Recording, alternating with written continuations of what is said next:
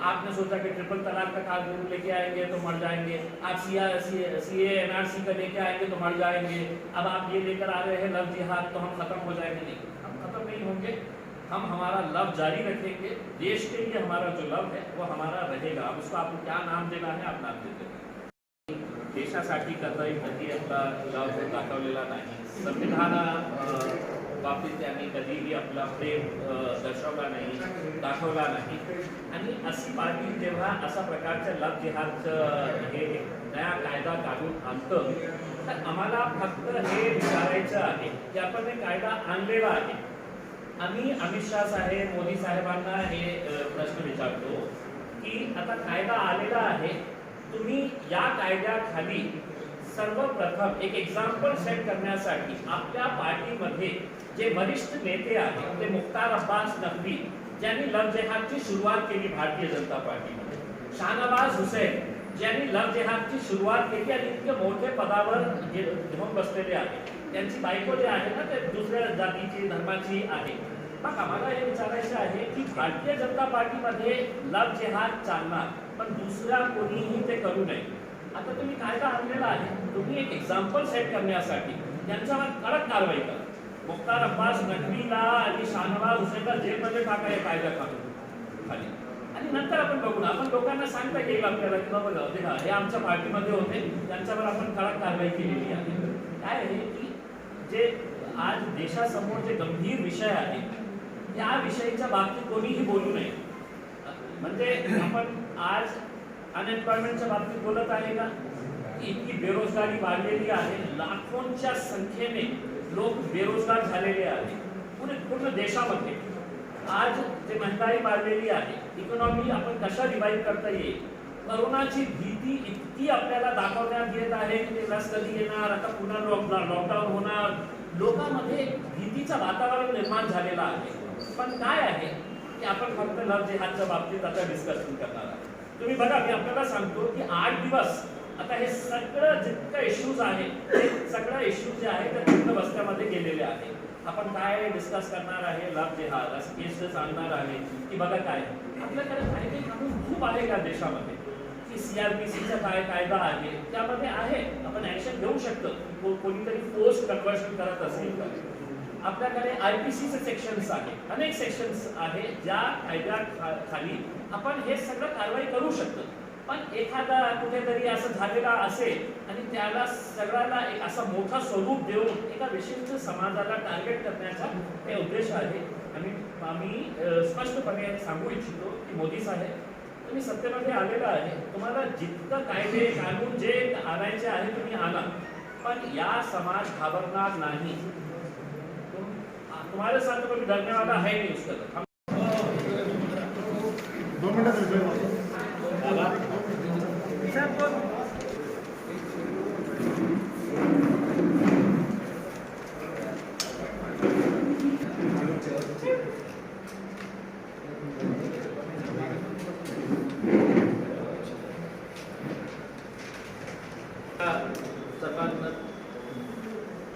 अभिनंदन करतो, धन्यवाद करतो की आपण या पत्रकार परिषदेमध्ये आलेले आहेत। माझ्यासोबत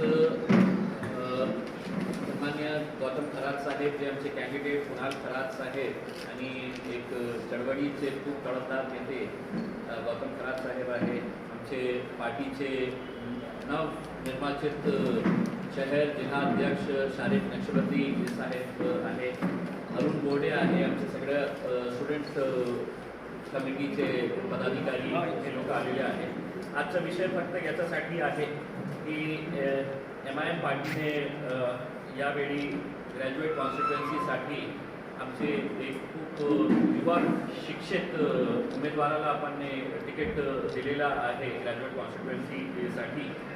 ते सध्या मराठवाड्याच्या विभिन्न भागात ते प्रचारासाठी फिरत आहे। आमचे पार्टीचे वरिष्ठ नेता डॉक्टर गफ्फार खानवी सोबत ते जालना, परभणी, नांदेड, काल ते लातूरला होते, उस्मानाबादला आहे, तर सगळं रिजनमध्ये ते फिरत आहे प्रचारासाठी। म्हणून आम्ही आणि गौतम खरात साहेब यांच्या वतीने आज इथे उपस्थित आहे की आपण आपण जे जबाबदारी त्यांच्यावर सोपवलेली आहे ते कसं काय पार पडणार आणि त्यांचा उद्देश काय आहे या इलेक्शनमध्ये उभे राहण्याचा, तर आपण एक त्यांच्या वतीने पार्टीच्या वतीने एक जाहीरनामा डिक्लेअर करके उतर रहे हैं। हम पूरी कोशिश कर रहे हैं। हमने इलेक्शन में जब उतरा था 2014 के अंदर, हमने लोगों का नारा दिए थे कि हम पूरी कोशिश करेंगे, जीत और हार का जो भी फैसला होगा। अब अगर आप कहेंगे कि नहीं आप कोशिश ही मत करिए, आप घर पे बैठिएगा, साहब वो तो लड़ रहे हैं उनको लड़ने दीजिए, ना करके, तो नहीं, हम भी लड़ेंगे। हम देखेंगे कि हमारी स्ट्रेंथ कहाँ पे है। आज नहीं तो कल हमारे को समझ में आएगा कि हमारा पोजीशन कहाँ है, हमको कितना वीकनेस है, कहाँ पे है करके। हमने ये इलेक्शन का निर्णय लेने से पहले हमारे जालना, नांदेड़, बीड़, परभनी जितने भी जिलाध्यक्ष हैं, हमारे स्टूडेंट विंग के मेंबर्स हैं, उनको बुला के एक मीटिंग उनके साथ की और सबसे राय मशवरा दिए कि भाई हम ये इलेक्शन लड़ना चाह रहे हैं, आप इसके अंदर काम करेंगे, आप इसके अंदर मेहनत करेंगे। ये सब ने इत्तेफाक राय से बताया कि साहब हम पूरा करेंगे करके। और सिर्फ पूरा करेंगे नहीं, उनको ये भी बता दिया गया है कि जहाँ पर जिस ज़िले से अगर कम वोटिंग आएगी तो उनके ऊपर भी एक्शन होगा। ऐसा नहीं है कि मैं पद लेके बैठ गया हूँ, मैं जिलाधिकारी, मैं जिलाध्यक्ष हो गया हूँ और अब मैंने इलेक्शन लड़ाओ मत लड़ाओ। उनको लिस्ट दे दी गई है कि बीड़ के अंदर इतने वोटर्स हैं, जालना में इतने वोटर्स हैं। अब आपका काम है आप वहाँ पर कितनी ताकत करके लड़ाई कीजिए। जो काम करेगा वो मजलिस के साथ रहेगा, जो नहीं काम करेगा वो घर पर बैठेगा। देखिए, पुरानी ज़माने की एक यूनिवर्सिटी है, उसका अगर नाम है तो आप नाम से ज़्यादा उसका कार्य देखने का क्या है।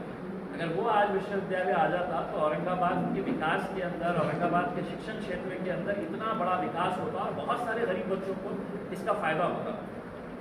तीसरी बात ये है कि हमने बहुत सारे बड़े बड़े होर्डिंग्स देखे हैं शहर के अंदर। मतलब देखिए, राजनीति भी किस तरह से अपना चेहरा बदलती है, अपना रूप बदलती है, अपना रंग बदलती है। मतलब 3 बड़े बड़े नेताओं की हमने तस्वीर देखे हैं, उसके अंदर आदरणीय शरद पवार साहब है, उसके बाजू सोनिया गांधी है, उसके बाद उद्धव ठाकरे साहब है। अब ये तीनों को अगर आपने अलग अलग नज़रिए से देखे तो शरद पवार साहब कांग्रेस से अलग क्यों हुए? क्योंकि मुझे सोनिया गांधी नहीं चलती थी, लेकिन अब साथ में आ गए हैं। उद्धव ठाकरे और ठाकरे परिवार की पूरी राजनीति इस बात के ऊपर थी कि हम ये कांग्रेस का विरोध करेंगे, राष्ट्रवादी का विरोध करेंगे, लेकिन अब वो भी दोनों के साथ में अगर आ गए हैं करके। अब मैं ये तीनों उम्मीदवारों के जो प्रचार यहाँ पर चल रहे हैं, ये एक स्टेज के ऊपर ये नेता आए कांग्रेस के, राष्ट्रवादी के और शिवसेना के, और इन्होंने एक स्टेज के ऊपर खड़े रह के ये घोषणा करे कि ये इलेक्शन जो है ये औरंगाबाद पदवीधर मतदार संघ का है या शिवसेना औरंगाबाद को जो नाम दी है उसका है। एक प्लेटफॉर्म के ऊपर खड़े रह के उन्होंने बता देना चाहिए, या कैंडिडेट्स ने बता देना चाहिए कि मैं औरंगाबाद का उम्मीदवार हूँ या जो नाम शिवसेना चाहती है शहर को देना उसका उम्मीदवार हूँ। ये एक प्लेटफॉर्म के ऊपर खड़े रह के एक नाम के ऊपर समझौता नहीं कर सक रहे हैं, तो आप बताइए ये स्टूडेंट्स के मुद्दों को कहाँ तक लेकर जाएंगे। आपको देखिए, 2014 में जब मैंने अपना चुनाव लड़ा था, मैंने पूरे मेरे YouTube के पूरे विजुअल्स निकाल के मैंने मीडिया को बताया था कि मैंने 2014 से 2019 जब मुझे विधानसभा के अंदर जाने का मौका मिला आप लोगों की वजह से, तो मैंने किन किन मुद्दों को वहाँ पर उठाया है करके। दुनिया से कोई चीज़ छुपी नहीं है, सोशल मीडिया का दौर है। अब ये जो उम्मीदवार खड़े हैं, इन्होंने बताना चाहिए हमको कि मुझे 5 साल 6 साल का समय मिला था, मैंने आपके ये मुद्दे बताए हैं, उठाया है।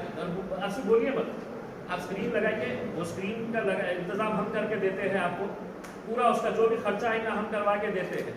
हमारे खर्चे से आप मीडिया वालों को बुलाइए, उनका नाश्ता पानी भी अगर करने का है, जो भी मीडिया का हॉल भी अरेंज करने का है, हम करवा के देंगे। लेकिन आप बताइए कि 6 साल के अंदर कितने आपने स्टूडेंट्स को, कितने स्टूडेंट्स के मुद्दों को आपने विधान परिषद के अंदर उठाया है। आज इतने सारे इश्यूज को अगर हम देखेंगे यहाँ पर की नेट सेट PhD धारकांना मागील 10 वर्षापासून भरती नाही, त्यांनी या ठिकाणी विचार करूनच कॅन्डिडेट दिलेला आहे आणि खासदार साहेबांनी जे काही मेहनत या ठिकाणी घेत आहेत, त्यांचे डॉक्टर साहेब गब्बर साहेब मेहनत घेत आहेत, मला वाटतं खूप प्रचंड अशी मेहनत त्यांची सुरू आहे मराठवाड्यामध्ये। आणि एवढंच अपील करू इच्छितो की जसं त्यांनी प्रामाणिकपणे सांगितलं की औरंगाबाद शहरामध्ये जे काही खासदारकीच्या मतदानाच्या वेळेस जे इथल्या बौद्ध समाजाने, दलित समाजाने 100% मतदान केलेलं आहे, त्या मतावरती निवडून आलेलं आहे। आणि त्याची परतफेड करण्यासाठी एक छोटासा प्रयोग त्यांनी कुणालच्या माध्यमातून केला असावा अशी माझी दाट शक्ती माझं समज आहे. मी या निमित्तानं तुम्हाला विनंती करतो की मराठवाड्यामध्ये मोठ्या प्रमाणामध्ये आंबेडकरी समाज आहे, बौद्ध समाज आहे आणि एकीकडे कुणालसारखा एक उच्च शिक्षित उमेदवार आणि दुसरीकडे जर आपण नेहमी जे बघतोय भाजपचा एक उमेदवार आहे, त्याच्या बाबतीत काही जास्त सांगायची गरज नाही, वर्तमानपत्रात छापलेलं आहे त्याचे काय कारनामे आहेत. एकीकडे जे टेंडरवाले आहेत जे सत्तेमध्ये आहेत, फक्त सत्तेचा फायदा तर टेंडरच्या आणि ठेकेदारीसाठी घेतलेला आहे असे गेल्या अनेक वर्षापासून शहरामध्ये वास्तव्य आहे. असे जे दोन दिग्गज उमेदवार आहेत, यांच्यापेक्षा हा उमेदवार शिक्षणामध्ये नक्कीच मोठा आहे, कर्तृत्वामध्ये सुद्धा नक्कीच मोठा आहे, परंतु पैशामध्ये आणि जातीच्या संख्येमध्ये किंवा सत्तेच्या याच्यामध्ये त्याचा काही फार काही प्रभाव नाही. परंतु मला खात्री आहे की मराठवाड्यामध्ये ज्या ज्या ठिकाणी आमचं काम आहे, ज्या ज्या ठिकाणी आमचे समाज आहे, त्या सगळं बौद्ध समाज आणि आंबेडकरी समाज 100% या दोन्ही उमेदवारांना नाकारून केवळ कुणाल खरातलाच 100% मतदान करेल आमची पूर्ण खात्री झालेली आहे. आम्ही सगळ्याच्या संपर्कात आहोत आणि काही सिम्बॉलिकली मतदान नाही आहे, ते नाव येणार आहे, नावापुढे ते खुली त्या ठिकाणी 1-2 असं प्रायोरिटी द्यायची आहे. तर नक्की मेजॉरिटीने 1 नंबरचं मतदान कुणाला मिळणार आहे. आणि नसेल समजा एखादा काही अडचणी असतील कोणाच्या तर दुसऱ्या नंबरचं मतदान सुद्धा कुणाला त्या ठिकाणी मिळण्याची आम्हाला पूर्ण खात्री आहे. आम्ही आमच्या माध्यमातून जेवढे काही वेगवेगळ्या पक्षात काम करणारे आमचे सहकारी आहेत, तालुक्यामध्ये जिल्ह्यामध्ये ते सगळे कामात लागलेले आहेत आणि मला वाटतं कुणालचा विजय हा फार जवळ आहे आणि लोकांना वाटत असेल की ट्रँग्युलर फाईट आहे असं आम्हाला वाटतंय. आणि याच्यामध्ये खासदार साहेबांचा जसं काही चमत्कार झाला तसा चमत्कार होण्याची आम्ही अपेक्षा व्यक्त करतो आणि आम्हाला खात्री आहे की कुणाल हा विजय होईल आणि पुन्हा एकदा खासदाराच्या भक्कमपणे पाठीमागे उभं राहील असं म्हणतो. जे लोक आज काँग्रेसला मुस्लिम समाजातले जे पुढारी किंवा राष्ट्रवादी काँग्रेस सोबत आहे, त्यांना हे विचार करण्याची वेळ आलेली आहे की 2014 ते 2019 मध्ये मीही आमदार होतो आणि विधानसभेमध्ये जेव्हा आम्ही बसायचं तर हे जे मुस्लिम पुढारी होते ते नवाब मलिक असू द्या किंवा अब्दुल सत्तार असू द्या, आरिफ नसीम खान असू द्या, अबू आसिम असू द्या, हे सगळं लोक उभे राहायचे आणि देवेंद्र फडणवीसला विचारायचं की तुम्ही का मुसलमानांना अन्याय करत आहे, तुम्ही का रिझर्वेशन देत नाही. म्हणजे त्यांच्या रेकॉर्डेड मेसेजेस आहे की भाषण इतकं मोठं जोरात की मतलब त्यांची ते लोकांना असं वाटायचे बाबा बघा की किती आपल्यासाठी ते भांडत आहे, लढत आहे. आता आम्हालाही प्रश्न विचारायचा आहे की म्हणजे जेव्हा विरोधी पक्षामध्ये होते तर खूप जोरात ओरडायचं आणि कुणाकडून मागायचे तर भारतीय जनता पार्टीकडून, ज्यांना मुसलमानांची काही देणं घेणं नाही. ते आपला शत्रू नंबर 1 कुणाला मानत असेल तर या देशामध्ये राहणाऱ्या जे मुसलमान आहेत त्यांना शत्रू मानतो, त्यांच्याकडून ते रिझर्वेशन मागत होते. आता तुम्ही सत्तेमध्ये आलेले आहे ना, मग का देत नाही? मग असाच लोकांना अल्लू बनवण्याचा धंदा करत आहे का? म्हणजे त्यावेळी इव्हन शरद पवार साहेबांनी म्हटलेलं होतं, काँग्रेसचे सगळे वरिष्ठ नेत्यांनी भाषणे आहेत त्यांचे, पृथ्वीराज चव्हाणने भाषण केलं होतं की मुसलमान कुठून नाही दिले. विखे पाटील त्यावेळी काँग्रेसमध्ये होते, आता ते गेलेले आहे. सगळे जे मोठे मोठे पुढारी आहेत त्यांचे भाषण आहे, युट्यूबवर तुम्ही बघा की मुसलमानांच्या बाबतीत कसं हे करायचे आहे. तर आम्हाला हे सांगायचे आहे की मतलब जब विरोध में रहेंगे तो जनता को सिर्फ घुमाने के लिए आप सत्ता में है, 1 दिन के अंदर ये फैसला कर सकते हो. आप ऑर्डिनेंस लेकर आइए, आपके पास तो पूरा बहुमत है, आप एक्ट बना के तो मुसलमानों को जो कोर्ट ने 5% का रिजर्वेशन दिया है उसके तहत दे सकते हैं. और ये सवाल अब मैं नहीं पूछना चाहिए, वो सफेद कुर्ता पैजामा टोपी दाढ़ी लगा के जो राष्ट्रवादी के पीछे घूमने वाले, जो छोटे पद हासिल करने के लिए साहब ये चेयरमैनशिप मिल जाएगी क्या, साहब ये पद मिल जाएगा क्या मुझे, साहब ये पुलिस स्टेशन का मेरा काम है, ये मेरे बच्चे फसेरे है, ये जो लफड़े करने वाले जितने नेता मुसलमान समाज होते उनको है तो शर्म आनी चाहिए और उन्होंने पूछना चाहिए कि भाई कर हमको भी जनता के बीच में जाने का है करके. सिर्फ फॉर्म की दलाली करने का काम छोड़ दीजिएगा उसके अंदर, ये धंधा जो फॉर्म को बेचने का काम करते हैं ये सब बंद कर दीजिएगा उसके अंदर. अब जाके है तो वट से है तो खड़े रहिएगा शरद पवार साहब के सामने की साहेब या समाज तुमच्या सोबत होता मागच्या 70 वर्षामध्ये. कांग्रेस को पूछिएगा 70 सालों से बोलना एमआईएम तो थी नहीं करके, एमआईएम तो अभी आई है बोलना उसमें, हमने तुम्हारा साथ दिया, हमारे पूरे समाज ने तुम्हारा साथ दिए है, तब तुम जाके सत्ता बनाते थे. आप बताओ बोल रहा है कि आप क्यों नहीं दे रहे हैं जब कोर्ट ने कह दिया है करके. ठीक है, देखिए तकरीबन 6 महीने पहले हमारी मीटिंग हुई थी स्टूडेंट बैंक के जितने भी पदाधिकारी थे, और इस मीटिंग के अंदर हमने तय किए थे इस बार का पदवीधर निवडणूक हम लड़ेंगे करके। उस वक्त हमको पता भी नहीं था कि कौन आने वाला है कौन नहीं आने वाला है। जब हमने आंकड़े निकाले कि इससे पहले के इलेक्शन के अंदर जीतने वाले कैंडिडेट को कितने वोट मिले थे, उससे पहले कितने वोट मिले थे, तो हमको ये एहसास हुआ कि अगर हम पूरी ताकत के साथ पूरी ईमानदारी के साथ ये इलेक्शन लड़ते हैं तो कुणाल खरात जैसे लड़के, जो पढ़े लिखे लड़के हैं, जो एक यूनिवर्सिटी के मूवमेंट के साथ जुड़े हुए हैं, तमाम समाज के लोगों के साथ वो जुड़े हुए हैं, तो ऐसे लड़कों को आमदार बनाना कोई दिक्कत की बात नहीं है। ये आप जो सवाल कर रहे हैं ये बिल्कुल सही है कि बिहार के अंदर हमारी पूरी यूनिट वहाँ पर गई थी, क्योंकि बिहार का इलेक्शन जो है वो नेशनल लेवल का एक इलेक्शन था। उसके अंदर कुणाल खरात खुद एज ए जो यहाँ का कैंडिडेट था, उसको भी ये पता था कि मेरे लिए प्राथमिकता जो है कि मैं बिहार के अंदर जाकर इस मूवमेंट के अंदर मैं शामिल हूँ। तो वो भी अमोर कॉन्स्टिट्यूएंसी जो थी उसकी जिम्मेदारी कुणाल खरात के पास थी। कई गाँवों के अंदर 20 दिन तक कुणाल खरात और उसकी टीम जितनी भी थी वो कैसी जगह के ऊपर रहे बिहार के अंदर। आपको बिहार का इलेक्शन खत्म हुआ, हम सब अलग अलग जगहों से एयरपोर्ट के ऊपर आए और वहीं पर यह तय हुआ कि भाई अभी इसकी डेट डिक्लेयर हो चुकी है। लोगों को कि नहीं, हर साल बेचारे हजारों की तादाद के अंदर नहीं लाखों की तादाद के अंदर लोग जाके नेट का एग्जाम दे रहे हैं इस उम्मीद के ऊपर कि अगर पास हो गया तो मुझे यहाँ पे अपॉइंटमेंट होगा करके। अपॉइंटमेंट्स हो रहे हैं तो कॉलेजेस के अंदर कैसे हो रहे हैं? ऐसे अपॉइंटमेंट्स हो रहे हैं कि पोस्ट तो निकलती है लेकिन आपको 25 लाख रुपये, 30 लाख रुपये, 40 लाख रुपये देना पड़ता है। हर शिक्षण क्षेत्र का यही धंधा चल रहा है। यानी कि कुणाल खरात जैसा जो PhD पास हुआ लड़का है, वो जिंदगी में कभी अगर ईमानदारी से अगर वो एक लेक्चरर या प्रोफेसर बनना चाहे तो नहीं बन सकता है, क्योंकि उसको इन शिक्षण सम्राटों को 25 लाख, 30 लाख, 40 लाख रुपये देंगे तब जाकर ये शिक्षा के अंदर है तो आगे बढ़ेंगे करके। मतलब आप पैसा लो, जो आ रहा है उनको अपना एक शिक्षक बना दो और वही शिक्षकों को फिर मजदूर की तरह इस इलेक्शन के अंदर यादियाँ दो और यादियाँ देकर उनको पूरे उसके अंदर दौड़ाओ कि आप हमारे लिए काम करो करके। एक शिक्षक का दर्जा क्या होता है आप देखिएगा। उस दर्जे को इतना नीचे गिरा दिए है कि आपने चाइना के अंदर अगर मोस्ट रिस्पेक्टेबल प्रोफेशन अगर कोई है तो वो टीचर्स का है, सबसे ऊंचे मुकाम के ऊपर, बाकी और किसी का भी नहीं है।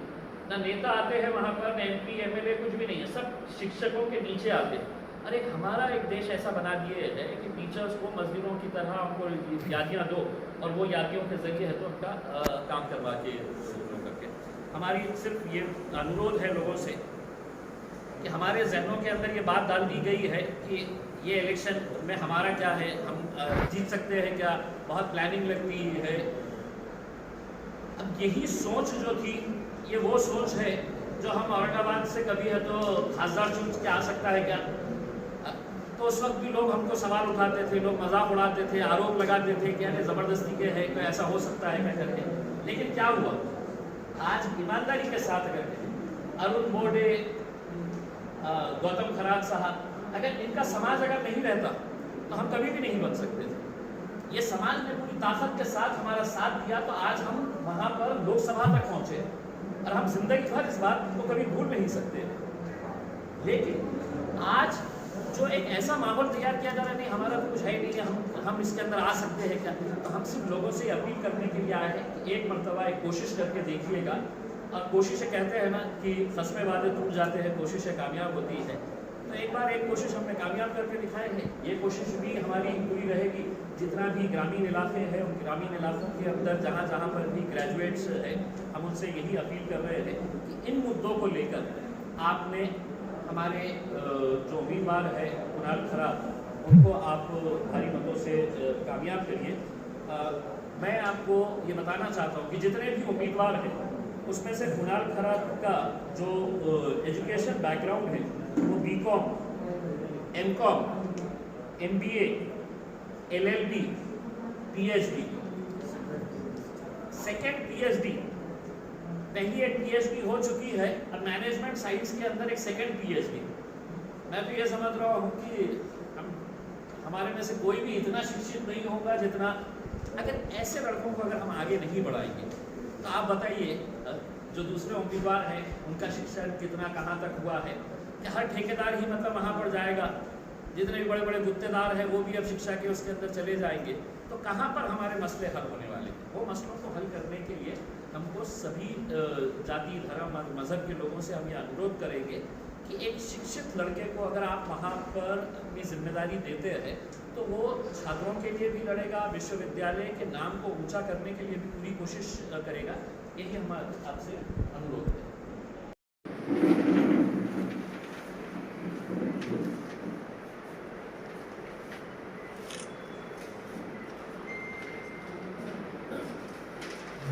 है कि यहाँ पर चुनावी मैदान के अंदर जो लोग खड़े हुए हैं, डॉक्टर बाबा साहब अम्बेडकर मराठवाड़ा यूनिवर्सिटी, ये हमारे सबके लिए बहुत अभिमान की बात है कि जिस विश्वविद्यालय का नाम डॉक्टर बाबा साहब अम्बेडकर के नाम के ऊपर रखा गया है, उसका स्तर कैसा होना चाहिए, वहाँ पर शिक्षा का स्तर कैसा होना चाहिए, छात्रों को क्या क्या सुविधाएं होनी चाहिए।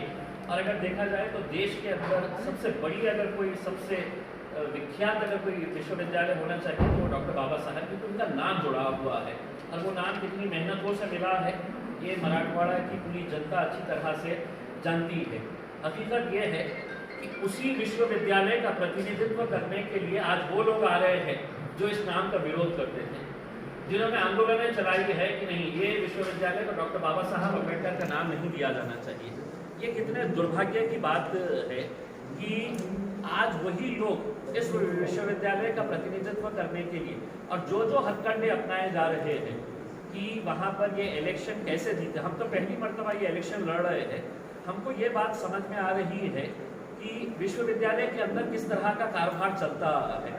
अब शुरुआत के दौर के अंदर ही अगर देखा जाए तो जब वोटिंग लिस्ट तैयार की गई, वो वोटिंग लिस्ट के ऊपर नज़र डाली गई तो हमारा विश्वविद्यालय से, महामहिम राज्यपाल से, सरकार से एक सवाल है।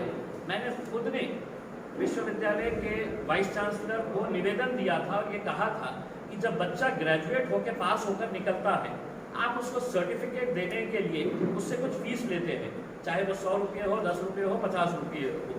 अगर ग्रेजुएट आपकी यूनिवर्सिटी से हो रहा है तो उसी वक्त उसके आप ग्रेजुएशन का जो रजिस्ट्रेशन कराना होता है, जो इलेक्शन के लिए काम आता है, वही टाइम के ऊपर क्यों नहीं करा देते हैं कि ऑटोमेटिकली जब वो डिग्री लेता है, डिग्री जैसे ही यूनिवर्सिटी से बाहर जाती है, वो लड़के का रजिस्ट्रेशन हो जाता है और वो लड़का और वो लड़की कभी भी इलेक्शन के अंदर हिस्सा ले सकते हैं।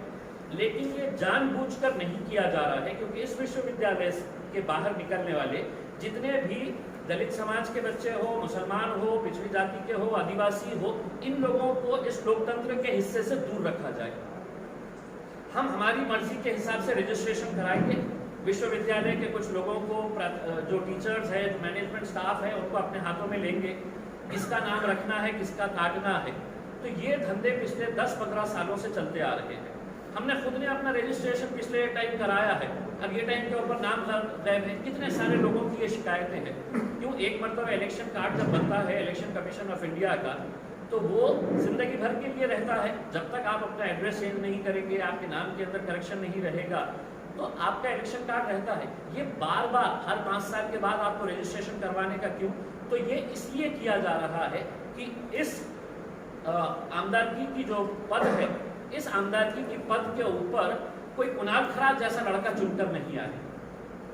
कुणाल खरात को कैसा दूर रखा जाए, या शारिफ नक्शबंदी ने कभी है तो इस चुनाव के अंदर हिस्सा लेगा तो ये कभी जीत नहीं पाए। तो ये सब षड्यंत्र रच रहे।